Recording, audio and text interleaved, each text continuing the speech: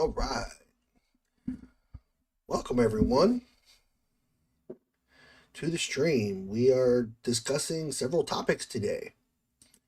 We're going to be discussing Hollywood and classic movies and the difference between what would be, how can I put this?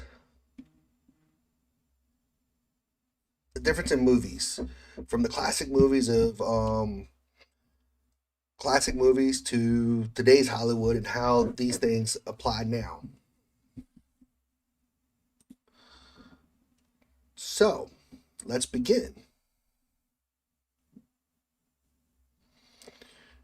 We will switch. Whoops, wrong.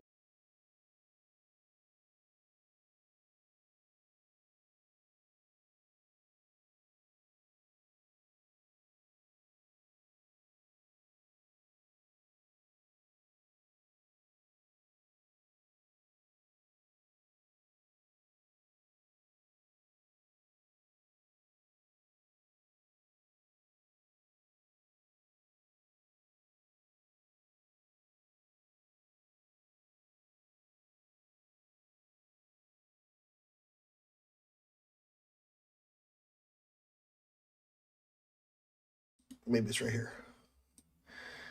Yeah, it's right there. I'm on the wrong screen. My bad.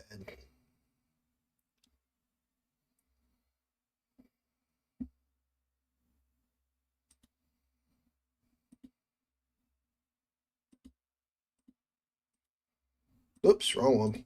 There we go.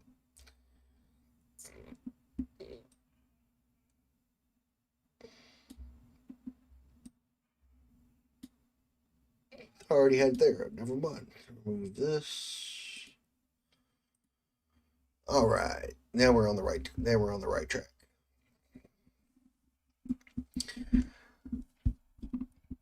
So, yeah, I'm gonna start off talking about like the difference between the old movies, like the old John Wayne movies, and the way Hollywood is today. Because I think about movies like True Grit, McClintock, and some of the other movies that I grew up on, and it's mainly because of my dad. Like Smokey and the Bandit, Good Morning Vietnam, Commando, Police Academy, Spaceballs, Lone Wolf McQuade, James Bond. All of these movies were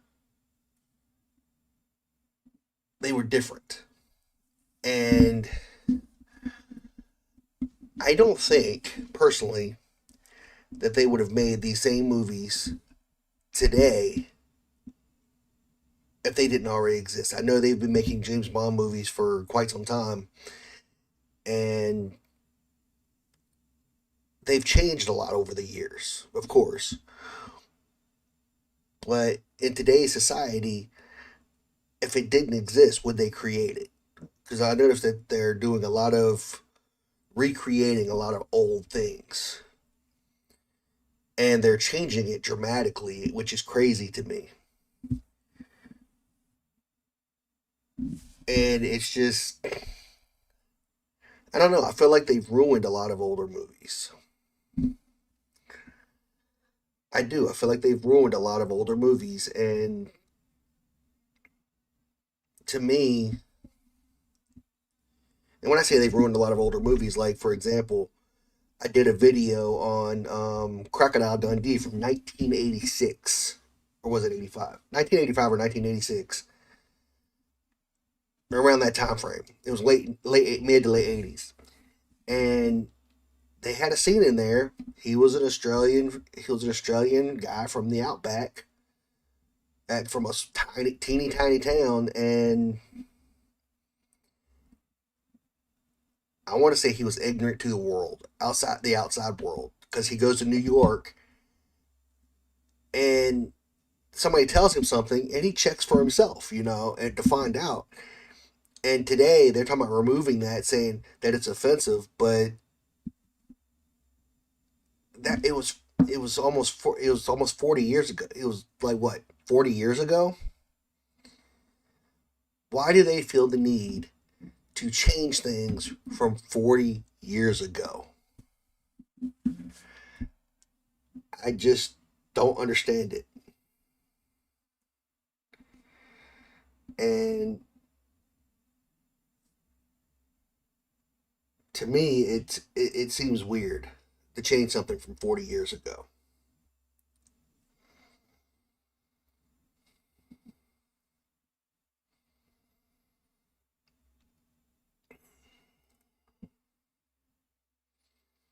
To recreate it and to completely change what it was.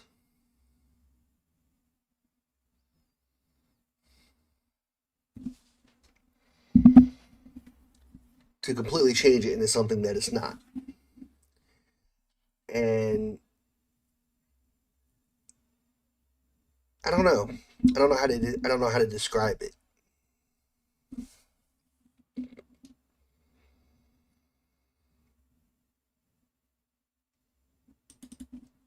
Whoops. Hit the wrong button. Definitely hit the wrong button.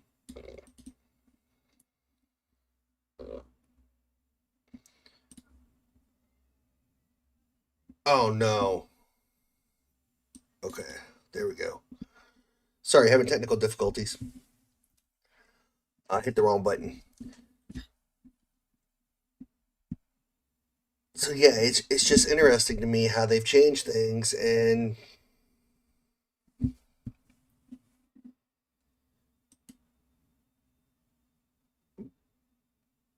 because I want to ask this question: do you think that Hollywood would even allow a John Wayne type character or hero in today's world? I don't know. I really don't. Honestly, I don't think they would, because look at what they've done with Marvel and with the heroes of Marvel and how they've changed them. I was actually watching a video last night, and it was talking about how Stan Lee even said that they would start changing characters to fit their politics or fit their stuff, and it was just amazing to me that that's how it was. What he predicted is what's happening.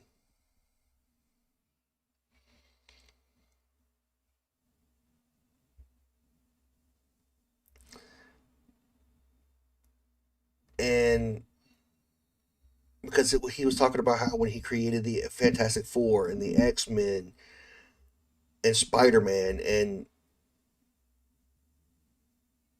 why he created them, what they were created for, and how they've completely changed what these characters even stand for. It's amazing. It's amazing in some aspects, I should say.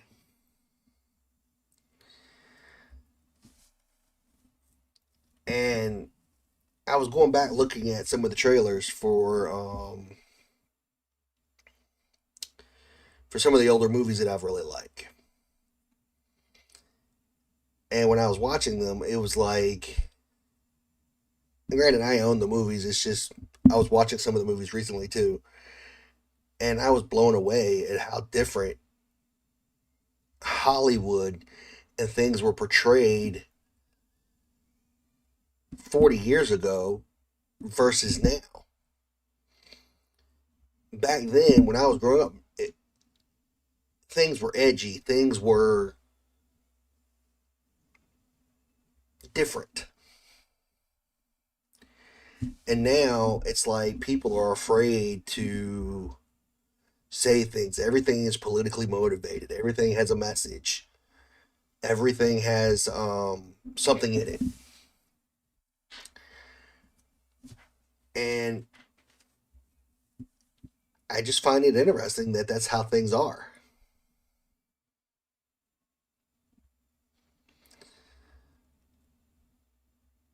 And it's to me, it's kind of sad.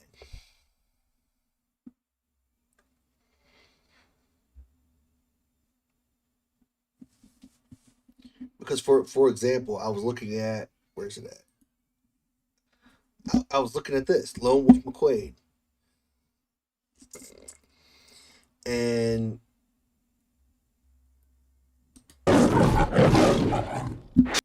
so yeah, we look at movies like that, and then we look at the what's being released now, because let's look at the let's look at Captain America Brave New World. Captain America Brave New World is a teetotal flop, and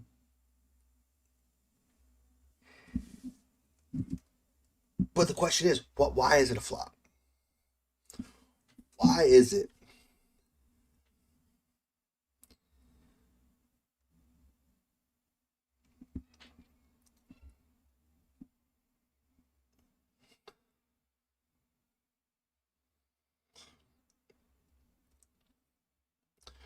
Why is Captain America a flop? It's a legit question.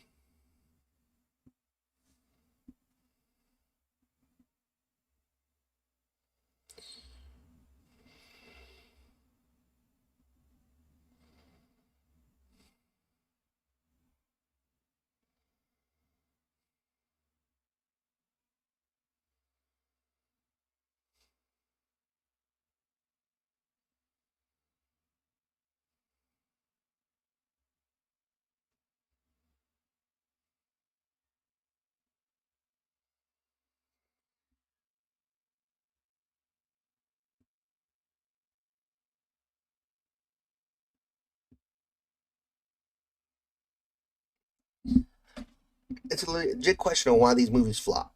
And then you look at the things they create, what it is, and you're like, it's nowhere near what it was.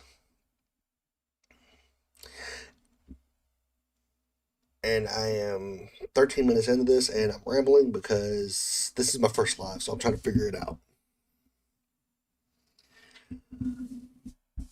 I'm trying to figure out this live and how to go about doing it. So,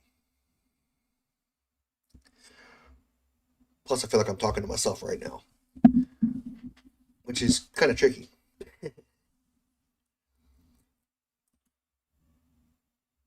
Because let's look at some of the classic stuff. Like, for example, this right here. You were dancing with a governor. At least he's a gentleman. I doubt that. You have to be a man first. Hold on. See, you don't get movies like that anymore. Hey, what's up? Welcome. Drop a comment. And yeah, we're talking about movies right now. We're talking about the difference between the classic movies and the newer movies, and why the movies are so different. Mostly because everything nowadays seems to be politically messaged. Almost everything, I should say. And everything's got a message in it. Everything's got politics in it, which drives me crazy. But, because, like, for example, I just played something from John Wayne, and then, where's the other one? And then there's this kid. Young Ben here is one of the nicest boys in the territory, so just put down that shot. I'll say it. They don't make movies like that anymore. And then I was looking at these trailers, like this one.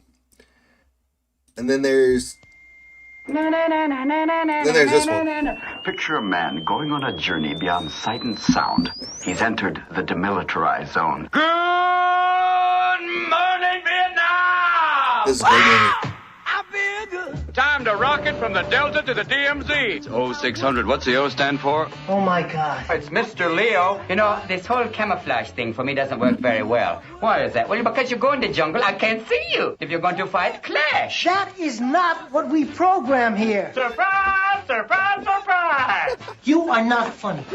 You're not gonna last long here. Boy, do I have a surprise for you. Good morning, Vietnam! In 1965, Adrian Cronauer was sent to do the impossible. I was sent here on very strict orders from a colonel. What the hell's going on here? His mission? To build morale. Where are you from? I'm from Cleveland, man. Obviously, Vietnam's not that much of a change for you. His strategy? Keep 'em laughing. If someone is not telling the truth, you say that they are full of... His problem? Staying out of trouble. You ought to stick to playing normal modes of music. Jim Neighbors, Mantovani.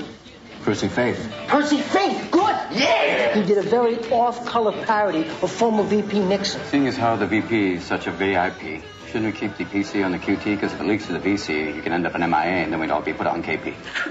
Sir, the man is a walking keg of dynamite. He's read unofficial news. Ethel Merman jams Russian radar. Hello, I've got a feeling. What's he going to be like in 6 months? Big dogs landing on my face. What's he going to be like when he's 10 times as No, right? This is one of my favorite What's movies. the weather like out there? It's hot. Damn hot. Hot and wet. That's nice if you're with a lady, but it ain't no good if you're in the jungle. I have to let this trailer Touchstone play. Pictures presents Robin Williams as Airman Adrian Cronauer, the wrong person Very attractive man, Eversole. Don't think I haven't noticed. in the wrong place This will not look good on a resume. at the right time. Good morning, Vietnam! What a country. Heat, humidity, terrorism. They don't make movies Still like that better no than more. New York in the summertime. They really don't.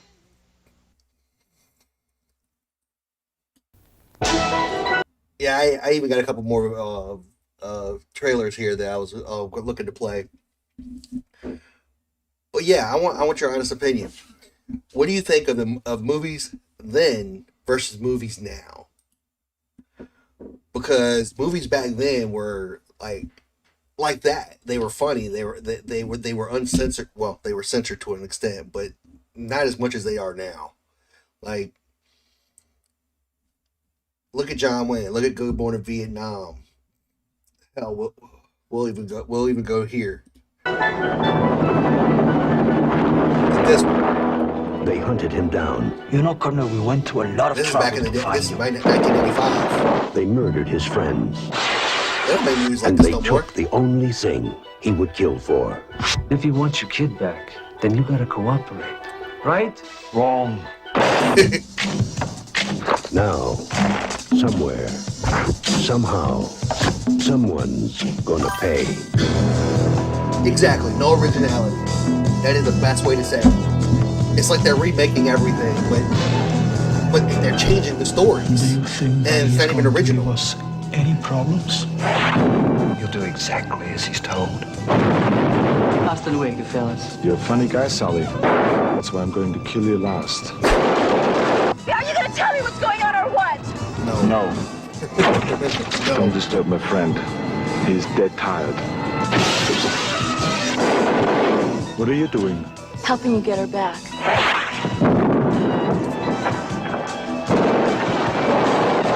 Remember, Sally, when I promised to kill you last? That's right, Major. You did. I Oh, lied. hey,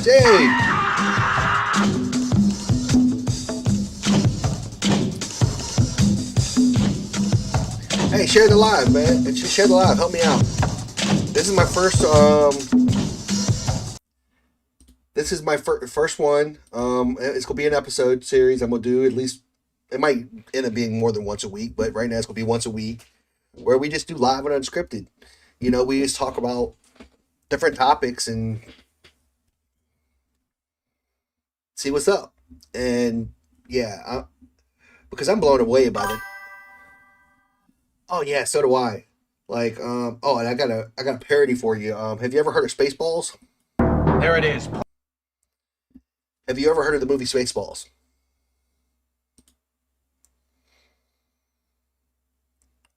Well, Spaceballs was a movie, or is a movie, that was made by, God, what is his name?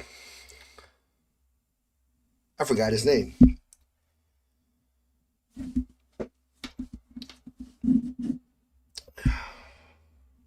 It'll come to me later.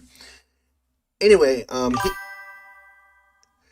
Spaceballs is a movie that's made. The guy that made Young Frankenstein, Blazing Saddles, stuff like that. I forget his name off the top of my head right now.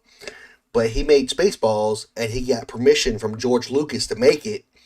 But what it is, it's kind of making fun of Star Wars, and because of the similarities, some of the similarities, George Lucas agreed, but his only stipulation is that they could not sell any toys, any memorabilia for the movie. They could just release the movie, and he agreed to it.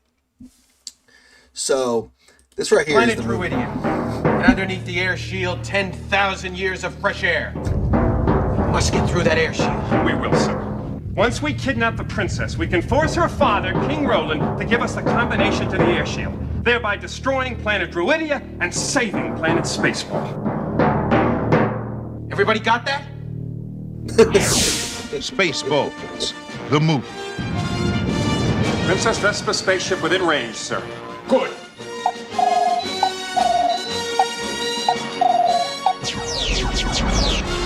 What's going on? It's either the 4th of July or someone's trying to kill us. Now we will show her who is in charge of this galaxy. If you do not give me the combination to the air shield, Dr. Slotkin will give your daughter back her old nose. Only one man and his trusted companion can save planet Druidia from disaster. Okay, Eagle 5, coming in. Lone Star. First, they must learn the secrets of yogurt. Yogurt. Yogurt. I am the keeper of a greater magic. The Force? No. The Schwartz. Avoid capture on a distant planet. Tell them to comb the desert, you hear me? Comb the desert! Found anything yet? We ain't found... Battle the entire Spaceball army. My hair! He shoved my hair!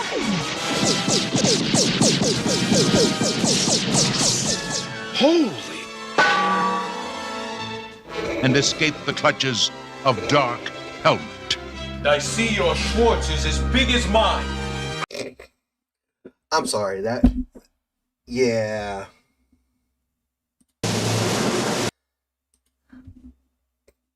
I thought the movie was funny, but that's me.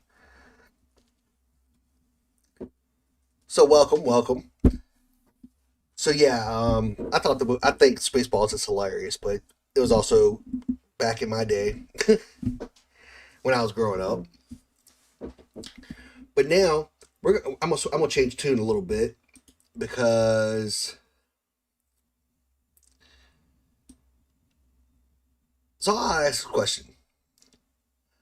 I got two questions for you.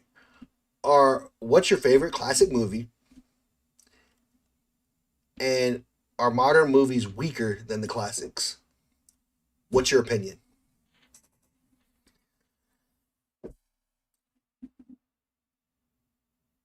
And while you're answering that, I'm gonna shift to this because a lot of people have been talking about Brave New World,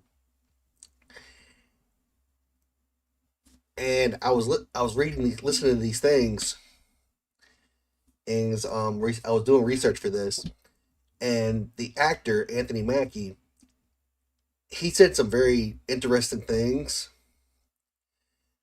and I had to use it. I had to use these clips because look at this. It's very important that little brown kids are going to look up and see a brown Captain America, but it's very important that other kids are going to look up and see a brown. Here we go. It's very important that little brown kids are going to look up and see a brown Captain America, but it's very important that other kids are going to look up and see a brown Captain America. A few moments later. When I was a kid, my favorite superhero was Incredible Hulk and Superman. And at no point in time when I was a kid watching Superman, I was like, no, I can't be Superman because he's white.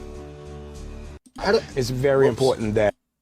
So how does that even make sense? You know what I'm saying? And then he goes on to say this.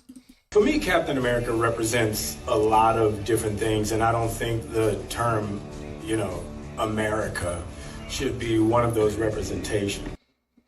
How can you say that Captain America doesn't represent America? Now, it's in the name, but not only that, and people brought up the fact that sometimes Captain America would stand against the United States because of corruption or whatever like that. But he still stood for America because he was the idea. He was the embodiment of the idea of America. Not what America is, but the idea of what America was supposed to be, which I understood. I've always understood that. But now they're saying something different, and then, oh yeah, don't waste your time. I went and saw it, and I was 10 minutes into the movie, and I was wondering when it was going to be over. It was horrible because you have to watch, in order to watch Brave New World, you have to watch Falcon and the Winter Soldier. You have to watch The Incredible Hulk, which The Incredible Hulk was good. And then you have to watch The Celestials, not The Celestials, The Eternals. And because you got to think, The Incredible Hulk was made in like 2008. Then turn around and Falcon and the Winter Soldier was after Endgame, which was a series on Disney Plus. And then The Eternals, I kind of like The Eternals idea, but it's been 6 years since The Eternals was released, and Marvel is just now releasing, acknowledging this giant celestial that's in the trailer 6 years later. And the entire time I'm watching the movie, I felt like I was watching a Captain America sequel without Captain America. I felt like I was watching a Incredible Hulk sequel without the Incredible Hulk. It was just like, and then one of the main Incredible Hulk villains, the leader, he was the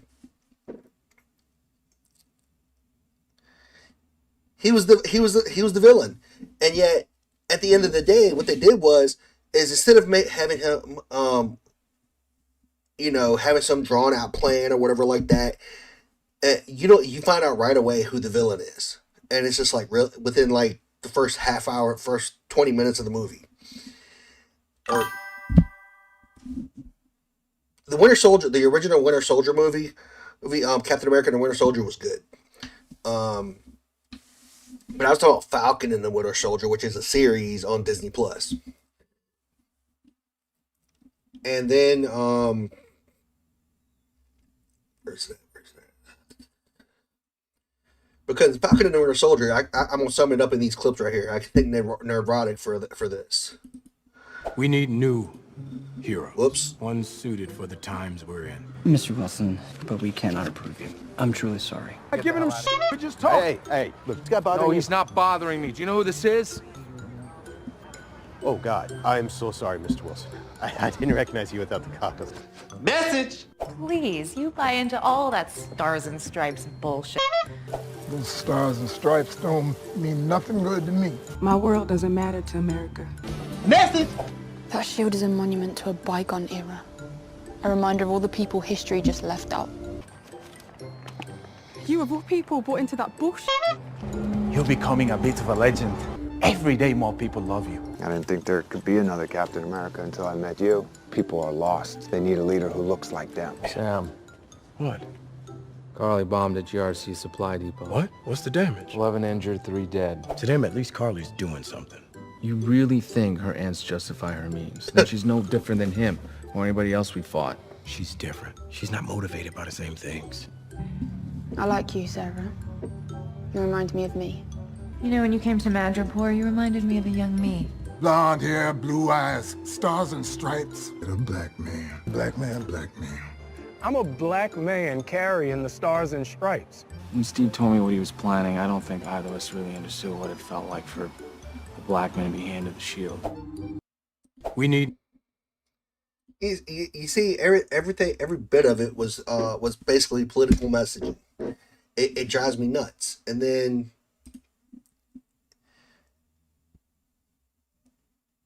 they have this one brings moment us right to here. Ruth Bader Ginsburg. Whoops. Ruth Bat Sarah. And what she does in Captain Un-American is what MCU heroes do. beat the crap out of dudes, in this case 3 times her size. I had a lot of jokes lined up for this character until I found out actress Shira Haas got cancer as a child and it stunted her growth, so props to her for surviving and overcoming it, and cancer. Still, why not just make her a mutant like you did in the comic books? You've already done it with Miss Marvel. She's fine as a security advisor. I just have a hard time believing that she's regularly beating the crap out of 250-pound dudes with no powers when she looks like she needs a permission slip from her parents to be there.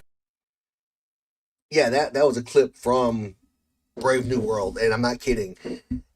She looks like a little kid, and yeah, I understand. Screw cancer, I think, and everything like that, but it's ridiculous.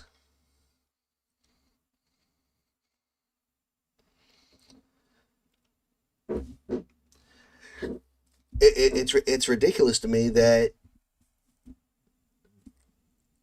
how can I put this? My brain just went blank. I'm just gonna call it for what it is. I think they had the president's security advisor, who was the actress, got cancer when she was a kid and it stunted her growth. Okay, great, fine. She's fine as a security advisor, but at the end of the day, and they also instead of making her a mutant like they did in the comics, she's just a regular person. Yet she's beating up dudes that are 200, 250 pounds, and they're like 3 times her size, and it's unbelievable. It's hard to believe.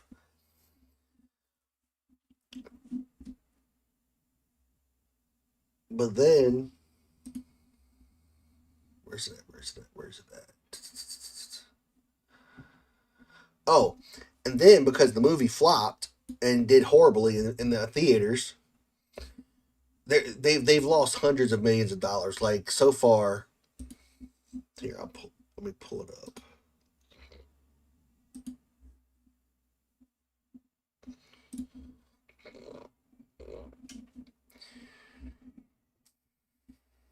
Where'd it go? God damn, blame it. Like right here. We'll prove a point.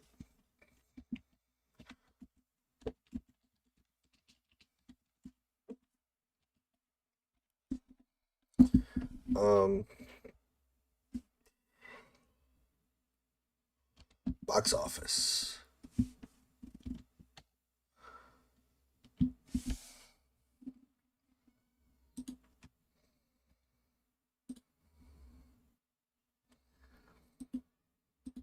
Let's see.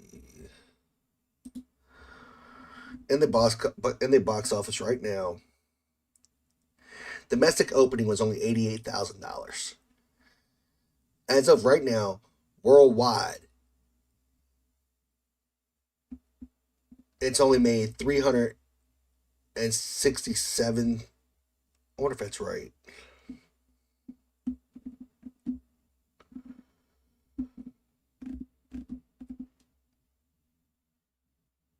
I wonder if that's right, because from what I heard, I don't know if that's right. From what I've heard, the budget was like $300 or $400 million to make this movie, and then on top of that, they came back and said that it only cost $180 million to film it, but the $180 million were for the reshoots. So if that's true, and I think they said that it was like, I think they said the movie's made like 200 or 300 million, like, or something like that. But that's not what Marvel gets. They only get about 40 to 50% of the ticket sales. So let's just say it's 50%. If they spent, let's just round it up and say it's $600 million because of the fact for the reshoots, right? On the high side, and they only made $400 million after marketing and after ticket sales. Well, with ticket sales after marketing, they might make 150 million. So they've lost several $100 million. It's crazy to me. And for all those watching, if you could drop a like and share this live, it would greatly help my channel. It would greatly help it would greatly help. I am trying to do the best I can because it's the first time I've done this.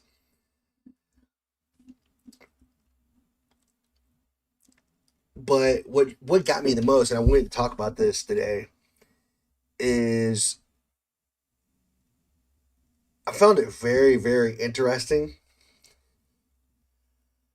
that Anthony Mackie, after the movie flopped, and it's been proven to flop. It's been proven. You can look it up on YouTube. You can look it up. And people are talking about it all over YouTube. And I found this, and I found it so interesting that he would say something like this. I've been in the business 24 years. All right, I'm gonna summarize real quick. All right, we all know that in order to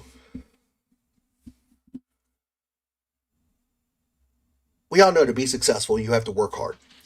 We all know that you have to get an education, work hard, be dedicated, and so on and so forth. And because his movie flopped and he basically failed as Captain America. This is what he says is to people, and it just blows me away that somebody would say this. Yes, right? And I've seen people go from nothing to the biggest stars in the world. I've seen people go from one role to winning Academy Awards and doing all this shit. And what I realized yesterday thinking about it, we're lying to our kids, dog. And I think that's a big problem in our community. We tell our kids that and this is fresh on my heart, like I literally just came to this conclusion last night. We tell our kids if they do right and they make the good grades and they go to the programs and they will become successful. If you work hard enough, your work will be paid off. And that's not true. Success is given. It's not earned. Because you can be the most brilliant. If one person don't tap you, each one of y'all, there were people who could hit harder, who could catch better, who could run faster, but somebody said, you're the one. And the other 50 behind you fell off. I don't believe it's You know what I mean? Mm-hmm. And because of that, I don't know what that emotion or that feeling is the scary thing. Because I went to all the programs. I've done Broadway. I've done off-Broadway. I've been in the business 24 years. I've been in 2 Academy Award films. I've done independent films. I've done major motion pictures. Now I'm Captain America. So now what? What I heard was, and this is my personal opinion, what I heard was, my movie failed because I bashed America. I bashed the Captain America, and I made it about race, and I made it about everything but what it was supposed to be about. And nobody liked it. It failed because nobody liked it. That's what I heard.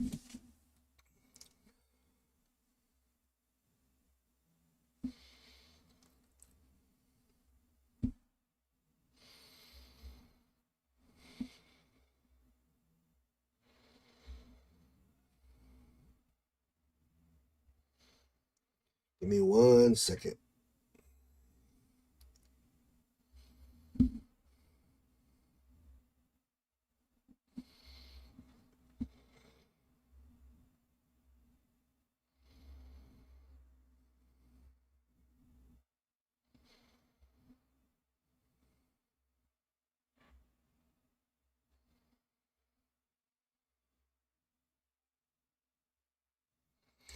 Welcome back. Welcome.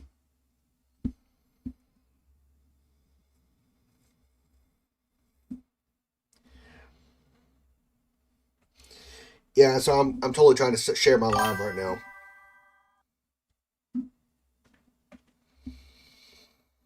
No, I haven't heard about Severance. I'll have to look that up.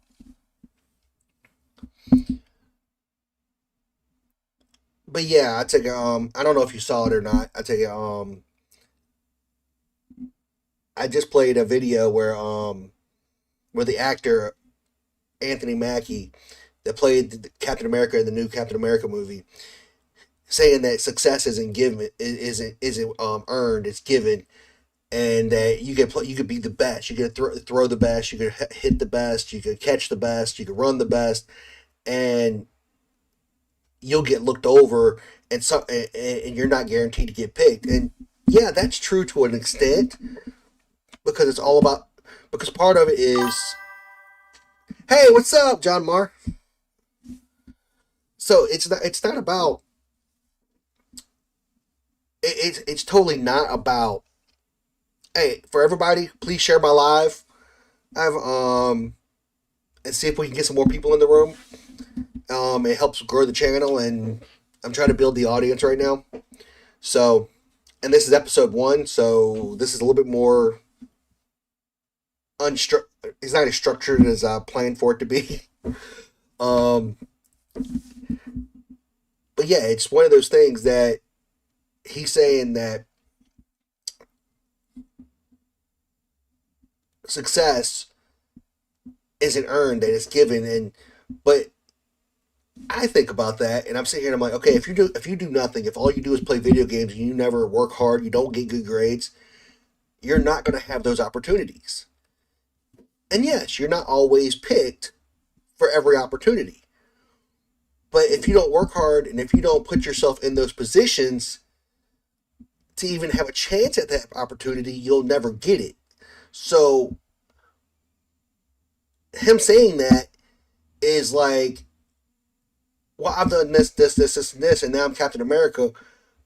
All I heard was wham, wham, wham. My movie failed because I bashed America, and I made it about race, about being a black guy.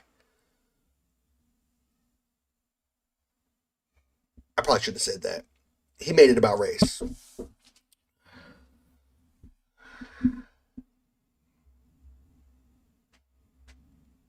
And personally, I don't care. I liked him as Falcon. And did he have potential to be a good Captain America? Absolutely. I don't blame him for the script. I'm probably going to get in trouble for what I just said. But anyway, it's one of those things that I just find really weird that they did. And I don't know.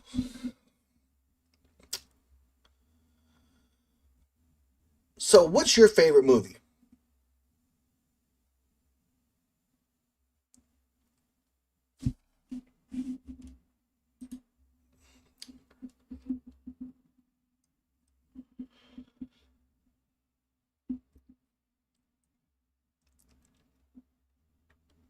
And what are your thoughts on Marvel right now? Because Marvel is doing bad.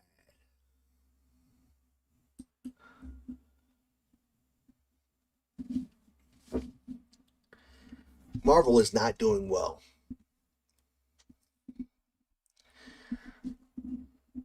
Every movie that they have released recently has failed badly. The only one that I know that didn't fail was Deadpool and Wolverine.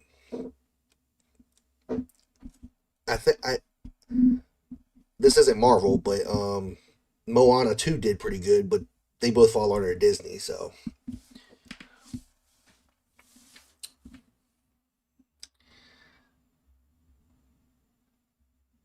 So what are your thoughts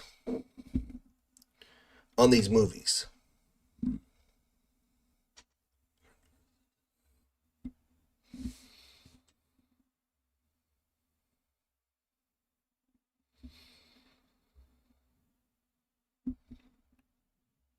Let's see.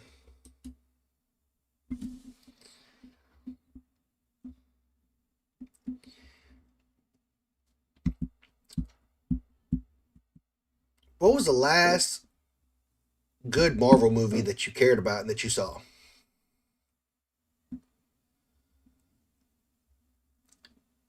And do you think Sam Wilson as Captain America can carry the MCU? I don't think so.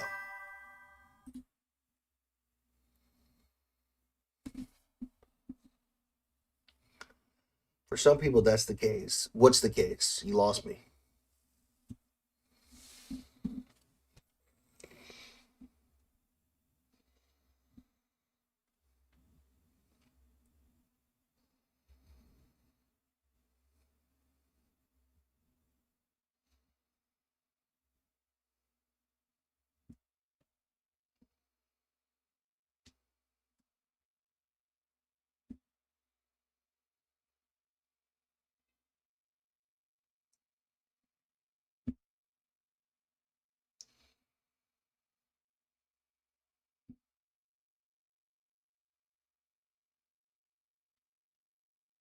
You lost me. What's the case?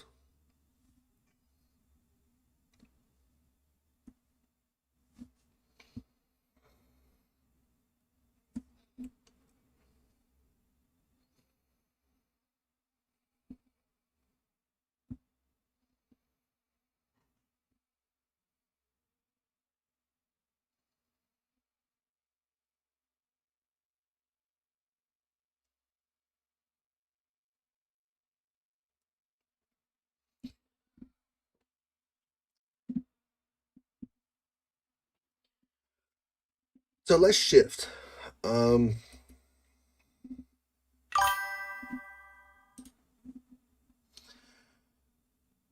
what's up? Welcome.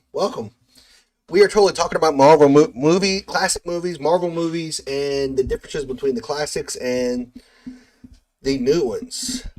And we were just talking about Brave New World and how the actor is basically. I have a video that I just played where the actor is literally just whining about his movie failing without saying it. He's saying that we're lying to our kids about working hard to be successful, and that success is given. But in my mind, if you don't work hard and if you don't put yourself in those positions, then you never have those opportunities. But that's my opinion, because if you don't work, and if you don't, because like I was listening to somebody earlier, I was listening to Tim Pool earlier on Timcast, and like he was talking about, he's like people that want to work remote, work from home. He's like these people. He's like let's say he's like when during the pandemic or whatever. He's like, yeah, it worked for some people. He's like, but he's like he's like, I require people to be in the office. He's like, why? He's like, because I run a business. He's like, and most of it's about collaboration. He's like, and I'm curious about this video he's talking about doing. He was talking about basically, how did he put it? He basically said, he's like, all right, let's say these two guys, right? Let's say Jim, he wants to work from home, right? And he's doing his job or whatever, and he does his job, but he's doing basically the bare minimum.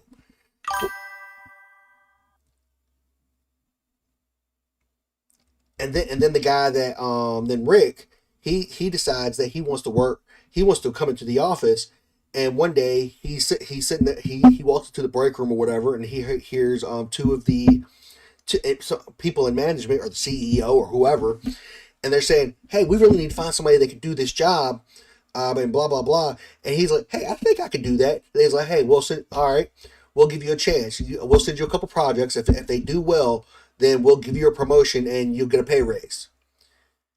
All right, so what happens is that Rick, he gets the pay raise.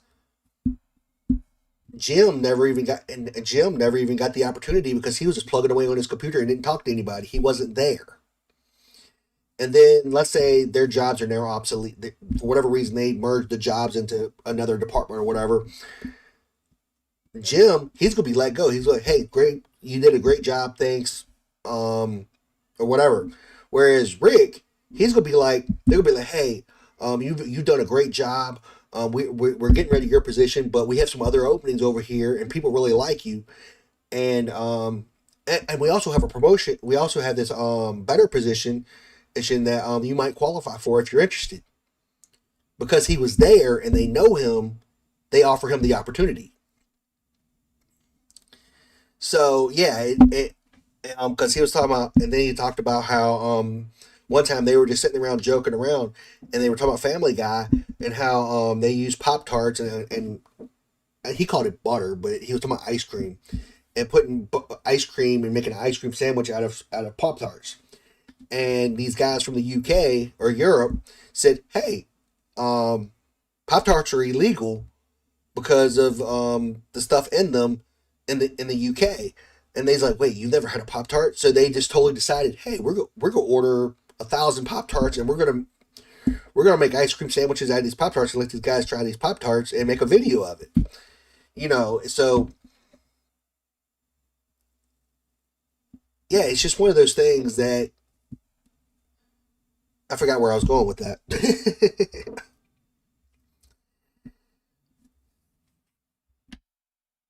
But yeah, it's one of those things that you have to really think about when it comes to any job. Oh, I remember where I was going with that now. So you have to be present. You have to be there. You have to do the work in order to have the opportunity presented, because it's all about, part of it is doing the work.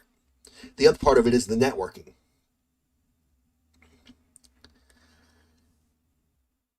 And to me, it all ties together. And just because you don't get one opportunity doesn't mean you won't get the next opportunity. Which interview are you talking about? Are you talking about the one where he was talking about the hard work, or the other one? Because he's done some bad interviews lately. Because basically, if you don't get the good grades, you don't go to college. If you don't go to college, you don't get to meet people. And because I'll be honest with you, I'm a retired vet, but at the same time, I'm a Marine Corps veteran. But at the same time, I went to college, and at the time, I didn't understand why things were working out the way they were, because I thought I wanted a job. I thought I wanted a certain type of career, and things just didn't pan out the way I thought. But now I'm, for the last almost 2 years, I've lived in the Philippines. I met my wife here. So things didn't work out the way I thought they would, but they worked out better than I thought. So just because something doesn't work the way you think it's going to work doesn't mean that it's the end. Maybe something better is around the corner. You never know. And not everybody's dreams are the same. So, but yeah, Anthony Mackie has done a very, very bad job with the interviews. And I was watching Yeah, exactly. That's basically what he said, and I was blown away by that. I was blown away that he said not that we're lying to our kids. And I'm sitting here thinking, I'm like, okay, if you don't go to school and you don't study, you don't learn to read, and you don't learn to write, how are you going to work at all?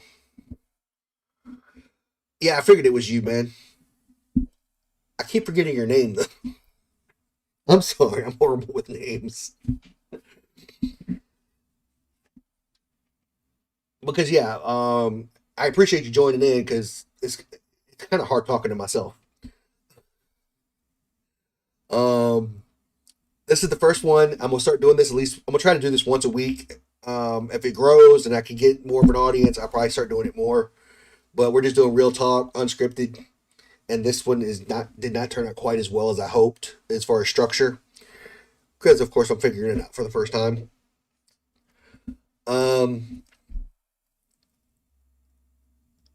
But yeah.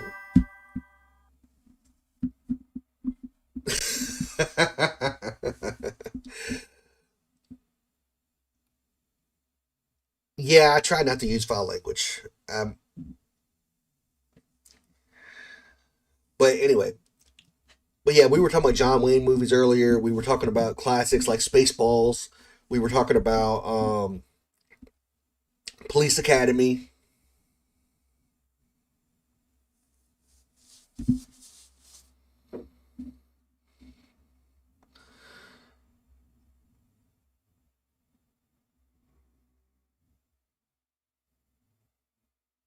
Okay. Wait, I can't do that in OBS, can I? Let's see if I can figure this out.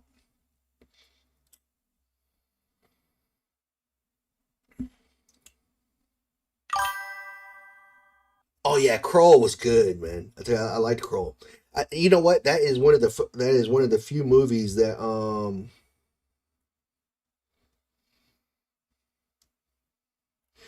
Kroll was one of the few movies where God, what is his name? I can't think of his name right now. I can't think of nobody's name. The guy that played in Taken. I can't think of his name right off the top of my head. All right, let's see. I gotta figure out how to do this.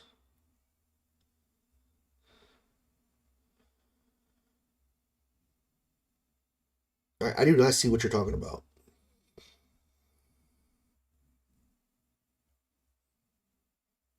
That's not it. Maybe it's...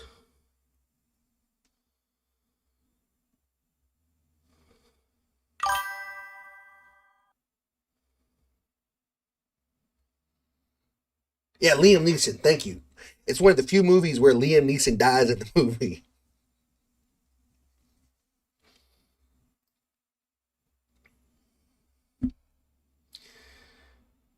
All right. Let's computer moderator.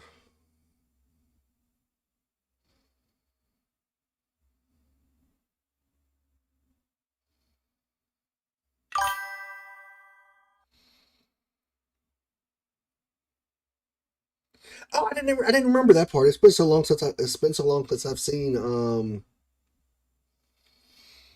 it's been so long since I've seen Kroll. I forgot about that part. Let me see. I'm trying to figure out how to add you as a moderator, dude. And it is not working.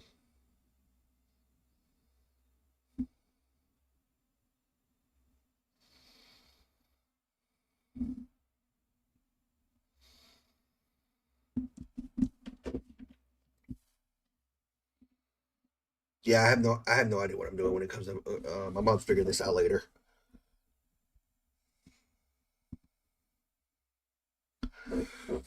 But yeah, oh, have you heard about the new game that came out this week? And I totally lost my headphones. That's awesome.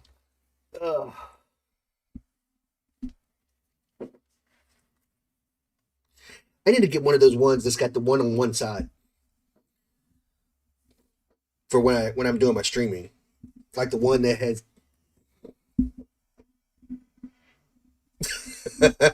Hey, you set it up there. Oh, that's Streamlabs. Never mind. I don't know how to set that up. I read it and I thought it was you. Oh, okay. Never mind. I misread that because I thought it was you because it says please refrain from using foul language. It was Streamlabs fussing at me in the chat. It says I need to be added as a moderator in order to remove messages. To perform this action, you can do this by clicking the whatever, but right by your name or something.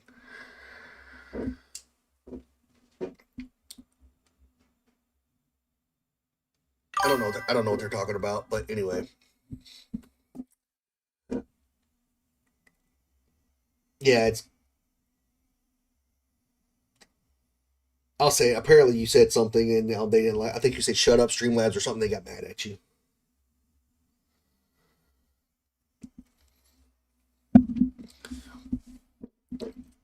Surprise, surprise, right? So, but did you hear about the new game that came out? And people are bashing it, which is funny to me. Which is one of the things I wanted to talk about.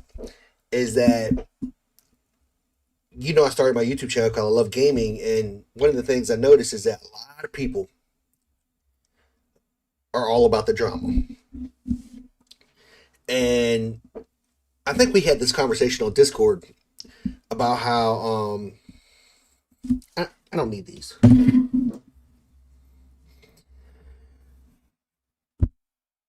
We had the conversation on Discord about how split division. what?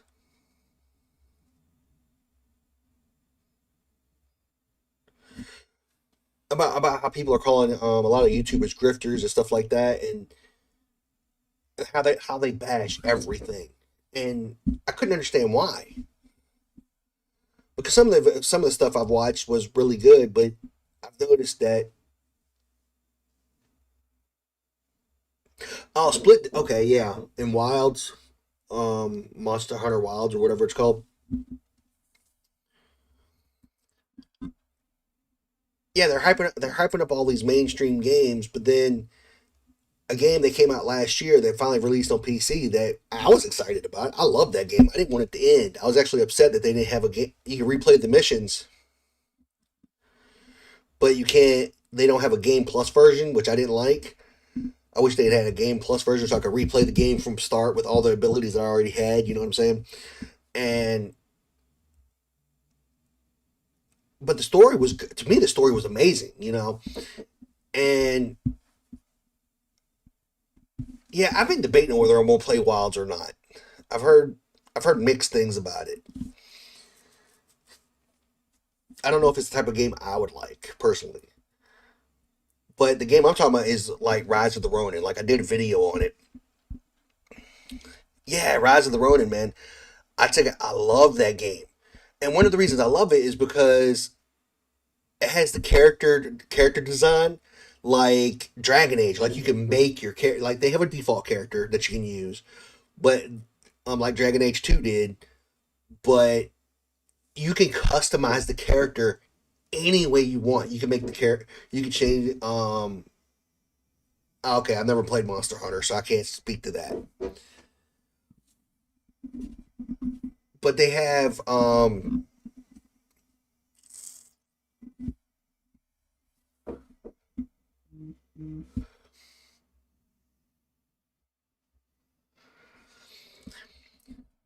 but what I liked about it was you could customize the character any way you want.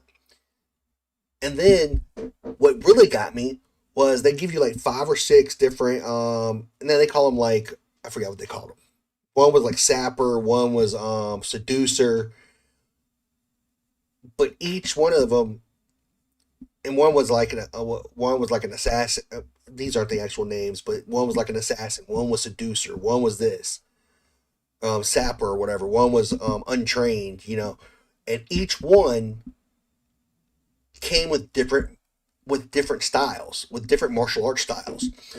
And I thought it was so amazing that they did it this way, because you get, not only do you get to choose your character, male or female, not only do you get to customize your character however you want, pretty much. With the selection, they said the selection was limited, but there's only so many hairstyles. There's only so many things that you can do with the character, you know. But I thought it was really cool that you could customize the characters. And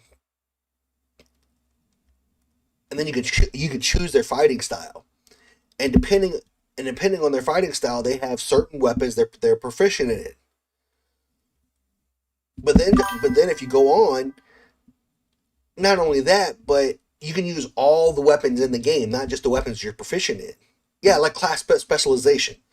They had a class specialization depending on the style of combat you chose, but you can use all weapons.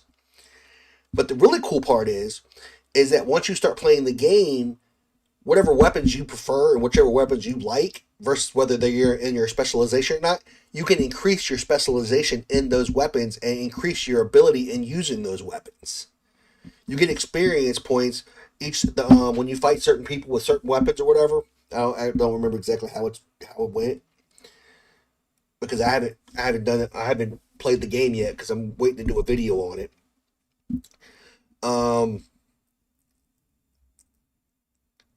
To me, it was really cool because you could increase your class specialization, and you could become proficient in not just the weapons of your class specialization, but you could become proficient in other weapons as well. And so I thought it was amazing that they gave you the freedom to do that. And then it's an open world RPG. You can, once you get through the opening of the game, you have to go to a ship, which there's only so much you can do on a ship. But after that opening,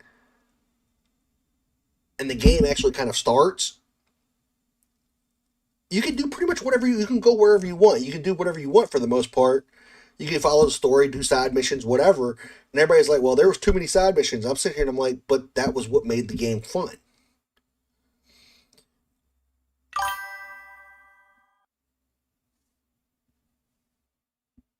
I don't know they had I don't think they had, I don't remember if they had a bow, but I remember they had guns, they had throwing knives, or shuriken, I think. They had the what is that thing called? They had a spear, they had dual blades, katana.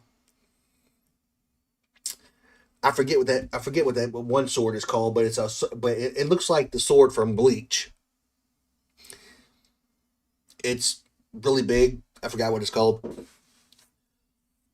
But yeah, and you can choose between guns and things like that. You actually acquire a glider, so you can glide and like just drop in on people and assassinate them. To me, it was so cool, and you have so much freedom. Now, granted, could the graphics have been a little bit better than they were? Yeah. Could the story have been a little bit more? Could the story have been a little bit more? Yeah.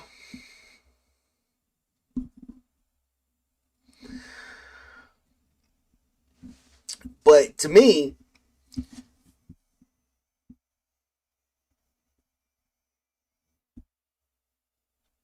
well, see, me, I take it, like, for example, I'm going to ask you this question. For Witcher 3, do you think Witcher 3 had too many side missions? Too many contract missions? Because there was a lot more than 30 side missions in Assassin's Creed. Yes, the Nonodachi, that's what it's called. So when you really think about it, and hey, welcome. So when you really think about the all the weapons that you get to choose from, okay, so see that's my point, is when you get a game like Witcher 3, and it has all these side, and granted the game would eventually end, but it would take you, I think it took me like 180 hours or something like that, or once I did all the side missions and everything that I was supposed to do, it took me like 150 to 180, 160 to 180 hours to beat it, to do everything. And Rise of the Ronin is nowhere near that. And I was actually upset when the game ended. I'm like, this is it? I was like, I want to keep going. And because I enjoyed it.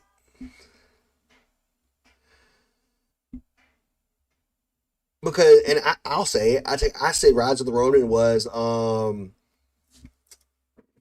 just totally forgot the name of that game. And I even made a video about it.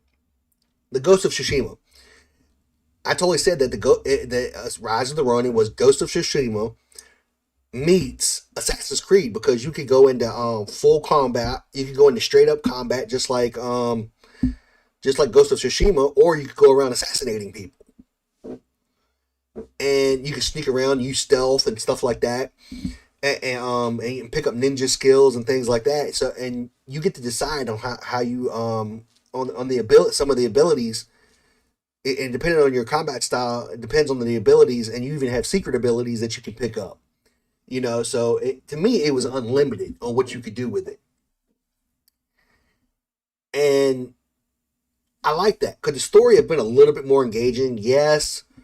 But I like the fact that the story was compelling, but it was more focused on the gameplay and the freedom. Because for those that don't know and haven't played the game yet, you can actually romance characters in the game. Like, I'm serious. Now, granted, you don't like get intimate or anything like Witcher 3 did, but you can romance characters in the game, and you can build relationships with people, and you have two factions that you can choose from: the anti-shogunate and the shogunate. But the funny thing is that you can switch sides at any point. You're kind of neutral.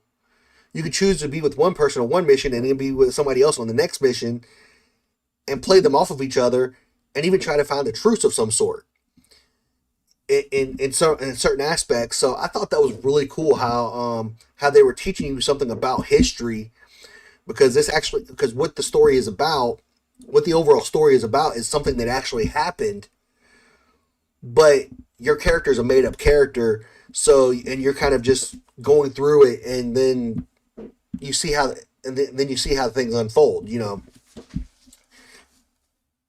And so it's giving you a history lesson, so to speak, but to me it was fun.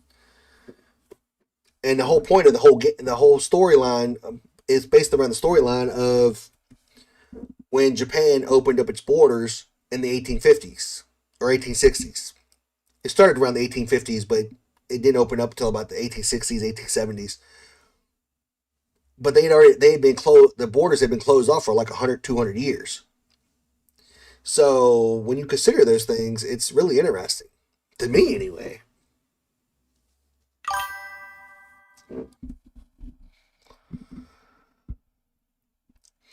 Well, see, that's the thing, is that you could, like I said, you could choose to be a strong male character, or you could choose to be the female character. And at one point, I'm gonna give a little teaser.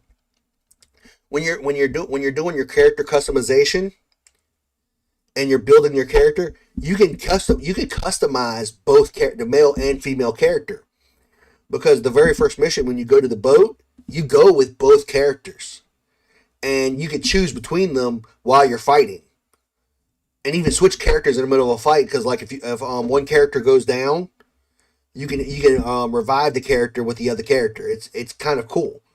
But you reach a mission to where, I'm not gonna tell you what happens, but certain things happen in the mission, and you have to choose, and you have to choose which character is going to return and complete the mission, and which one's going to stay to fight, and that's when you're pretty much solo after that. But oh yeah, absolutely, I think it does. It has a bunch of strong. I think it has a bunch of strong male characters because most there are some women NPCs, but all the character, unless you choose to, I'm gonna say it this way: unless you choose to be female, all of the characters that are warriors are men. Now there is a female doctor and stuff like that. There are female doctors and herbalists and things like that. But so you do interact with women, and you even what are they called? The geisha or geisha. You actually meet some geisha in the game, and of course they're female. But outside of that, all the warriors and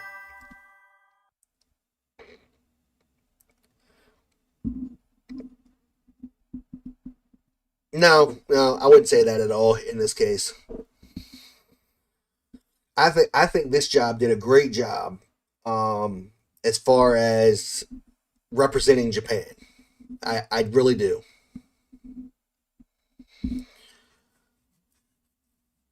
But like I said, that's my opinion.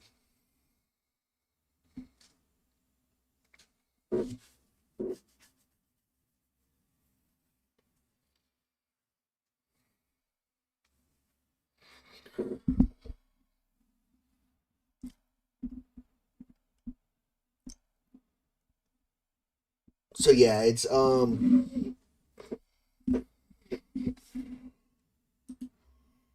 let's see.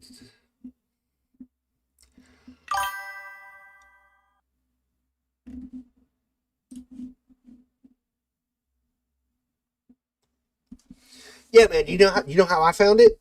I totally found. Now, granted, you can't get the demo on Steam, but the way I found this game was, and I said this in the video I made. I was cruising through. I was playing on my PlayStation 5, and I was just playing on my phone through the PlayStation app, and I came across the demo, and I'm like, "What is this?" I got to playing the game, and I got so hooked on the game, I had to end up I bought the game because I was so hung up. I got so caught up in it, I didn't want to stop. I'm like, oh my god, because it gave me like an hour, 2 hours of gameplay, and I was hooked, and I bought it, and I downloaded it, and I finished downloading it, so I could continue playing it. And so yeah, to me it was a great game. And you get like you go to for like 4 different cities in Japan. You start off in one city, in one town, or near the town, kind of, and you have to go to the town, of course. And you have little villages outside that town, which is a bunch of different territories in that one map. But each time,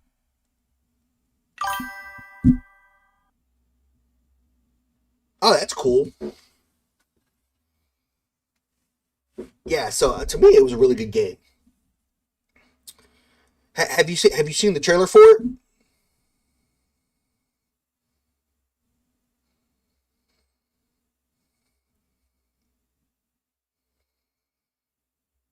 Or did you see my video about it? Because I had a lot of the gameplay and a lot of this stuff from the trailers in the video, but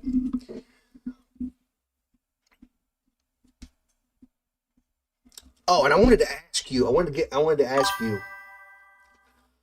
Did you what do you think about what's going on with Doctor Who right now?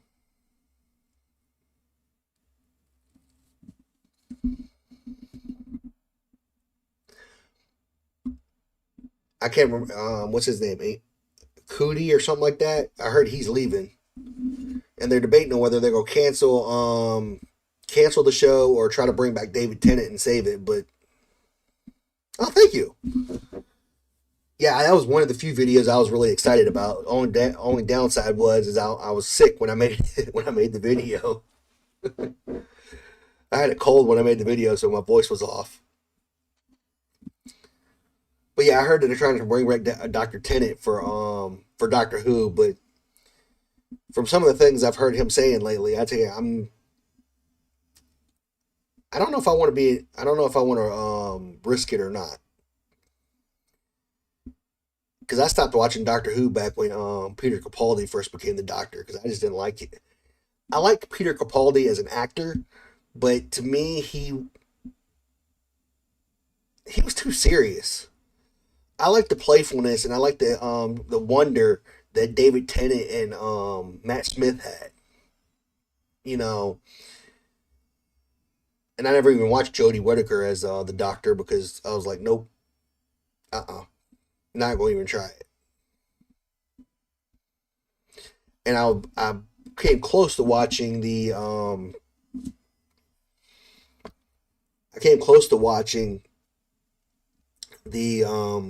special where David Tennant came back, but then when I found out what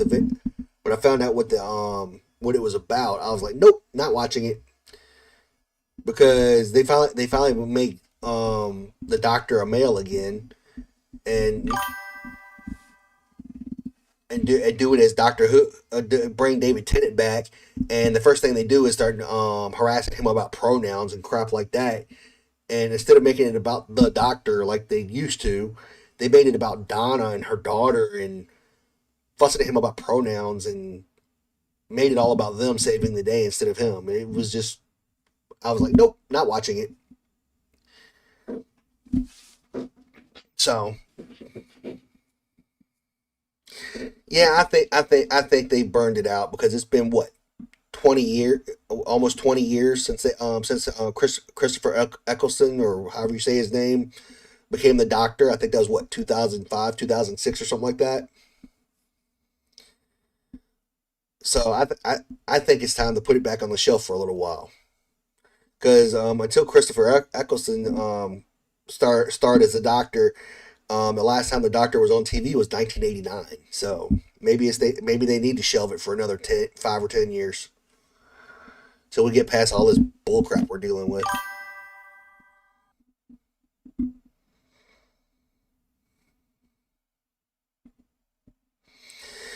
Yeah. So they keep talking about it, but if anything, I'll go back and watch the I liked Christopher Eccleston, but I like David Tennant and Matt Smith. But well, it's between those two. I like those two better. So I'll just go back and watch those. Because I do have them on. I have them on like Voodoo or Fandango or whatever the crap they call that app now. But it's sad to see them killing these franchises, man.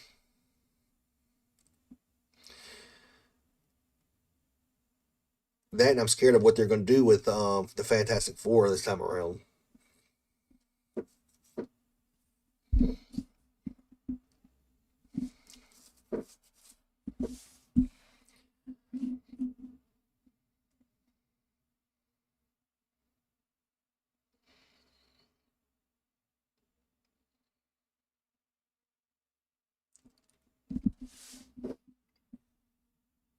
My mind just went blank.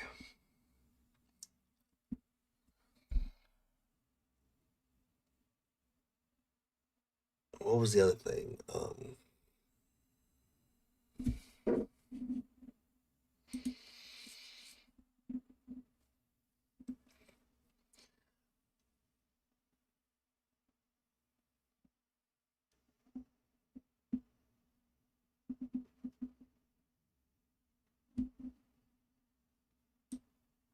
So going back to Marvel, do you think?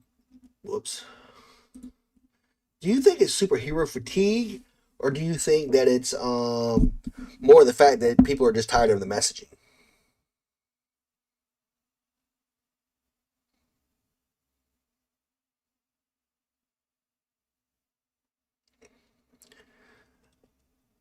I'm beginning to wonder.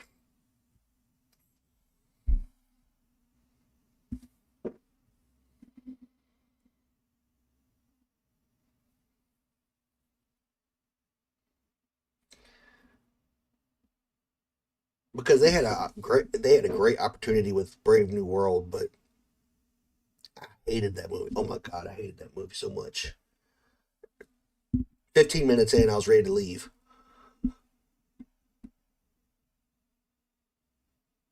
And what they did with the leader and stuff like that, it was just bad. It was like nobody was invested in the movie at all. Especially the actors. It's like they took like three different movies and tried to slap them together.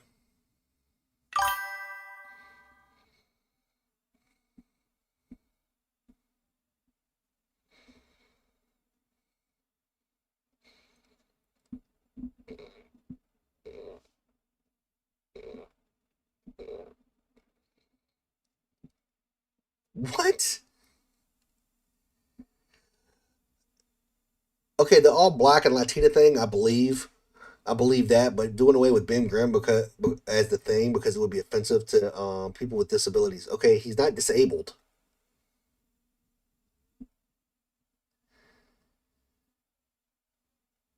The thing isn't disabled. He just got changed because of the cosmic rays or whatever. So that's completely stupid. And Stan Lee actually said that when he created the Fantastic Four, the Thing was the one that became the most popular. Now, granted, I've always been a fan of Johnny Storm personally. Well, a mix between Johnny Storm and Mr. Fantastic, but yeah, I've heard rumors that that they based the script around Sue Storm and around her being the hero this time. It made Mr. Fantastic more of a joke than Mr. Fantastic. He's supposed to be Mr. Fantastic because he's smart, super smart, but he's also the leader of the team, and he's a leader. So I don't know. My favorite Fantastic Four movies are is the one with Jessica Alba in it and Chris Evans. That's my favorite Fantastic Four. I think they did overall they were the best. They were the best ones. I felt like it stayed more truer to the comics in some aspects. So yeah, I can't remember the last time. Well, last time I went to the movies was see Brave New World, but yeah, I can't remember the last time I went to a movie before that. For an American movie, I should say, because my wife dragged me to a movie. She dragged me to a Filipino movie, which was interesting because it had subtitles. But yeah, before that, I can't tell you the last time I went to a movie. Because every movie comes out, it's horrible. The only movie that I heard that did well was Deadpool and Wolverine, but Deadpool and Wolverine has so much freaking language in it. I'm just like, I don't even want to watch the crap like that.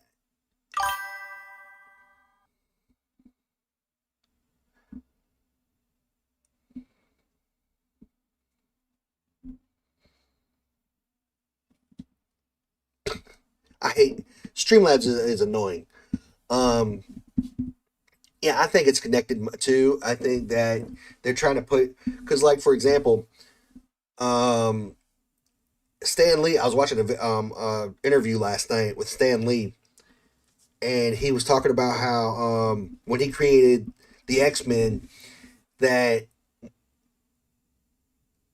he created it. He wanted to create them differently because these are his words. He basically said he's like, I was tired of trying to create new ways to create heroes. He's like getting bitten by a radioactive spider, gamma radiation. He's like, why not try something different? He's like, let's just say they're born that way. He's like, but he's like, in a twist, let's say, well, they're rejected by society because they're born different. And a lot of people are saying, well, you're speaking out against bigotry and you're this, you're that. He's like, that wasn't the goal. He's like, I was just trying to write a compelling story. And now they're basing everything around politics and race and all this other crap, and especially the X-Men. And I'm just like, that wasn't what it was intended for. It was intended to be a compelling story, and it was intended to be something powerful. And because I even remember doing the research for a paper when I was in college, and like I said, I'm a huge Superman fan. They released Superman. He wasn't Superman at the time. He was, I don't know what his name was, but they released his character as a villain in a comic strip in a newspaper back in the 20s, in the 1920s. And the people that wrote it or did the comic strip or whatever, and the people, I guess the paper or whatever, said he's too powerful to be a villain. He's just too powerful. So they said, they redid the character, and 10 years later is when they came out with Superman. And because they said they didn't want him to be a villain, but now you look at recently in the last 10 years, they've done the Injustice games where Superman turns evil. And then granted, they did the little thing where he got a hold of kryptonite or whatever, and he was turned bad for a little while because of kryptonite, but it was more of a symptom because of something else. But in Injustice, he turns evil because somebody kills Lois, which I kind of understand. But at the end of the day, they even made an animated movie about it, and I'm just sitting here and I'm like, what? I'm like, you're doing exactly what the creators said they didn't want to do. And Stan Lee even said that a lot of the movies that have failed as far as superhero movies is the movies that they didn't get his input on. And granted, they can't anymore, but they know, the people that are doing this, they know what they're doing. At least in my opinion. So I don't know what to think, to be honest.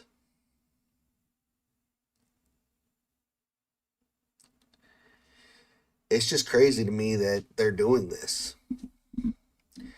That they're basically destroying the legacies of these people.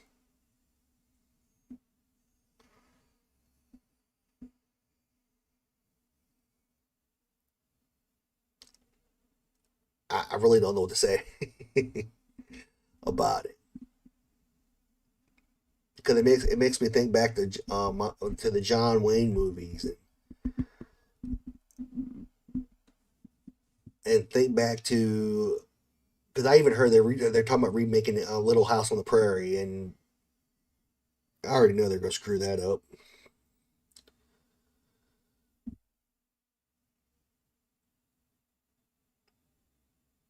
But my question is in this day and time, why would they want to do that? Why would they want to recreate Little House on the Prairie?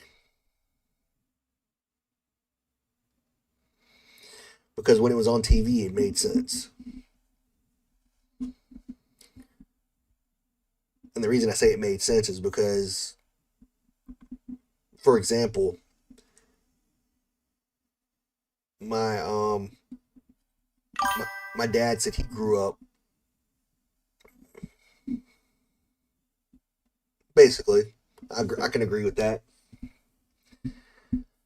Those who can't create will destroy the great works of others to deny the world such inspiration. Yeah, exactly, and I think that's true because Stan Lee even said that that he made Spider-Man white. He made these characters a certain way, and he even said that if you want a character that's black, Latino, whatever, Chinese, Asian, whatever, that to create a new character.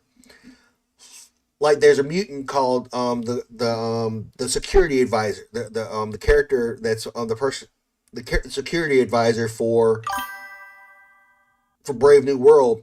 Her character is supposed to be a mutant that is essentially Captain Israel, but they made her a normal person in the movie, and it didn't make any sense. So yeah, it's just one of those things that. And welcome, whoever just joined. Welcome. You can join the chat, or you can just watch. We're discussing movies and how they've taken such a crazy turn. I think that's why I like watching Lone Wolf McQuade, Delta Force, and Conan, and McClintock, which is one of John Wayne's old movies. I prefer watching stuff like that. I don't even like watching the new stuff anymore. Now, when I say new stuff, I mean up to the 2000s. Like when they up to Endgame, the Marvel movies up to Endgame were pretty decent. But after that, it fell off bad. But I watch the movies up to Endgame. But after that, yeah, no. I'm not interested. Because they've destroyed just about everything. The one movie I did like that they said didn't do well was what was the name of that movie? I want to say Shang Tsung, but that's Mortal Kombat. The one with the 9 rings. Was it 9? It was that Marvel movie. Shang-Chi. I personally liked that movie. I thought that was a pretty good movie. I was hoping they would make a sequel to that. I thought it was pretty interesting. Smash.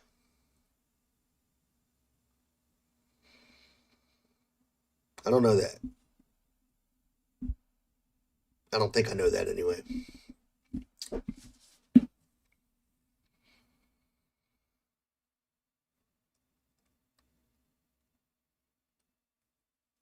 But Shang-Chi was pretty good. I liked the way they did. I liked the storyline, but I liked the story with that, and the martial arts was pretty cool.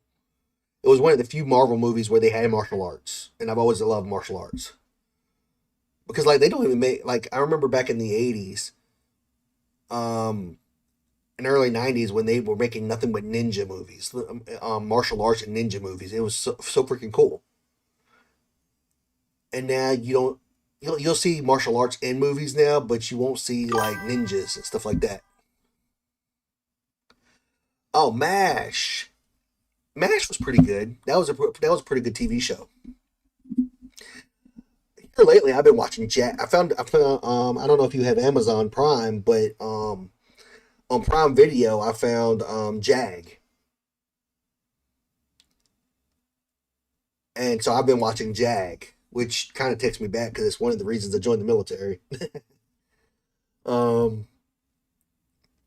But I wish I'd known I wish I'd known that there was a huge difference between I understood it, but I didn't understand it, if that makes sense. I knew that there was enlisted, I knew there was officers, and I didn't put together that Jag and all these other shows that where people had the respect and blah blah blah stuff like that. I never put together that those people were officers. I knew it, but I didn't. As a kid, I didn't realize it until after I joined the military. And I'm like, what the? I was like, I should have joined as an officer. I should have went to college, got my degree, and joined and went to OCS first.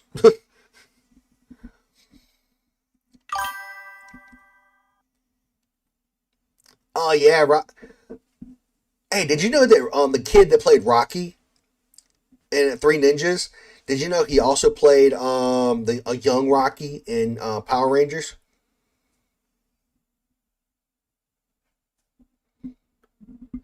When God, what was it?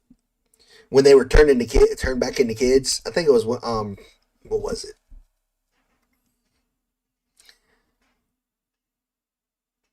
It was when they had. I think it was when they had their ninja powers or something, and they got the Zeo power. I don't remember exactly. Because we're talking about what, 30 years, 20 years ago, 30, yeah, about 20 some years ago. Yeah, the kid from Three Ninjas, he actually went on to play. He was still a kid, but he went on to play the young version of Rocky, the Red Ranger, when they got turned into kids, and because they were turned into kids for like an entire season, I think. Because somehow they turned back time or something, and people maintained their memories, but they were kids. I don't remember. It was back when Jason David Frank was still with the Power Rangers. I'll be honest, he was one of the. I really liked him as an actor, and I liked him. I love the martial arts, so I watched it for like probably a lot longer than I should have. Now it's just gotten completely stupid.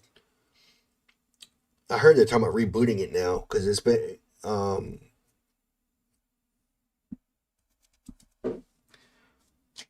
But yeah. What was that movie? Did you ever watch Police Academy? That was one of my favorite movies as a kid. Mainly because of God, what was his name? I don't remember his name now. He's the guy that made all the noises. He was hilarious.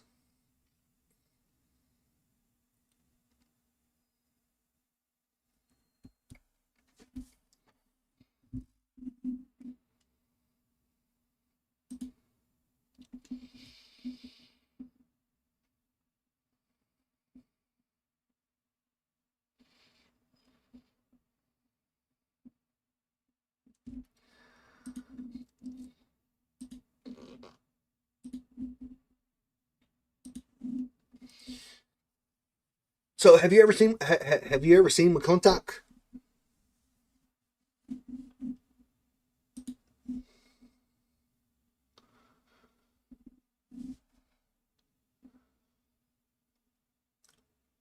Here, I'll show you why I love McClintock. I know I played this earlier. We're dancing with a governor. At least he's a gentleman. Oops. I doubt that. You have to be a man. Murdoch, Troopers. A show about two cops on motorcycles. That's Chips. Yeah, Chips. Chips is on. Here, let me pull this up. You'll love this.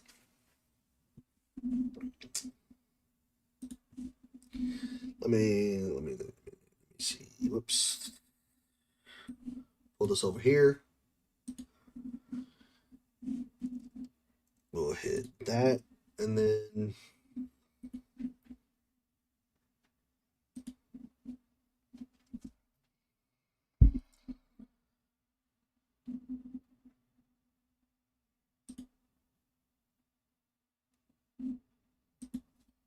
give me 1 second here.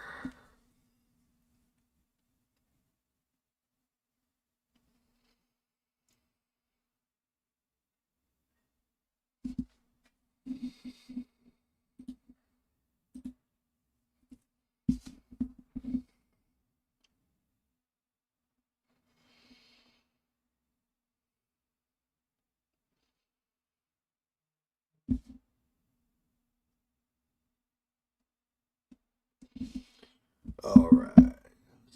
Here we go. We'll drag this back over here. And we will go here.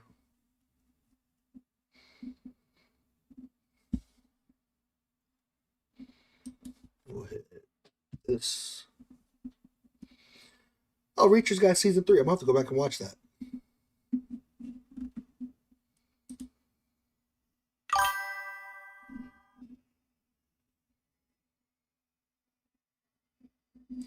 All right, I want to show you this first. I want to show you this real quick.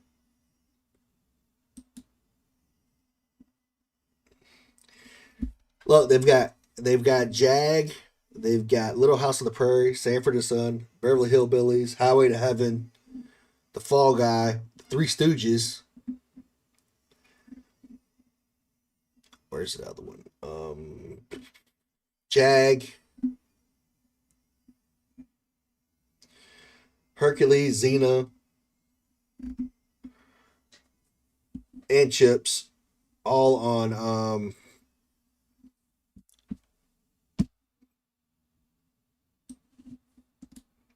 Prime if you have Amazon.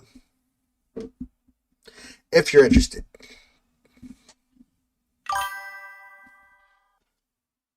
Yeah, they had Chips, Little House on the Prairie, The Fall Guy, The Bionic Woman, Hercules, all the stuff that we watched when we were kids. It's all on there. Including Jag, if you like Jag.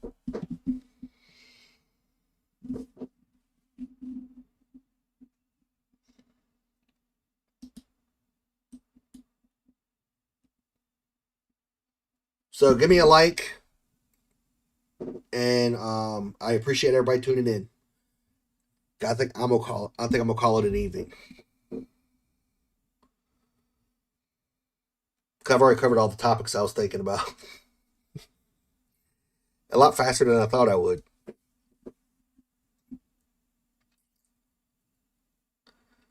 So, if you enjoyed the stream, drop a like.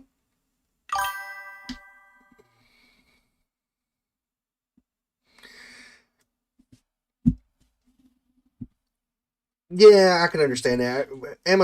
Amazon used to be really bad. I've never personally had an issue, but other than deliveries, since I'm in another country. But outside of that, I've never had an issue. So that's something to consider. But that's on me.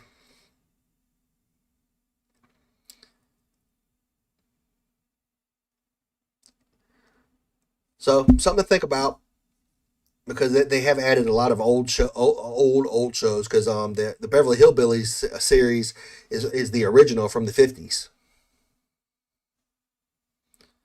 So if you like stuff like that, so just something to think about. But I think I'm gonna call it an evening, and